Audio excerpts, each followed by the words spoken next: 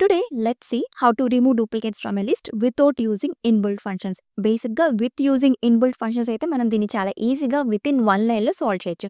But మనకి ఇంటర్వ్యూస్‌లో without using అని అడుగుతారు కదా! So, let's solve this. ఇక్కడ ఒక లిస్ట్ తీసుకున్నాం which is having duplicate numbers right.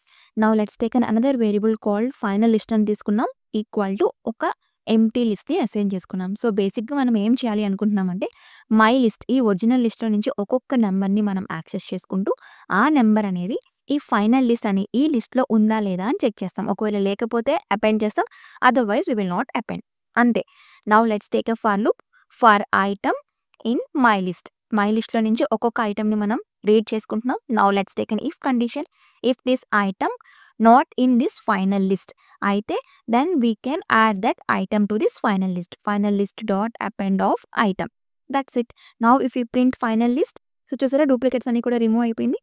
Clear? మరి ఇంకెలాంటి యూస్‌ఫుల్ వీడియోస్ కోసం ఛానల్‌ని ఫాలో అయిపోండి.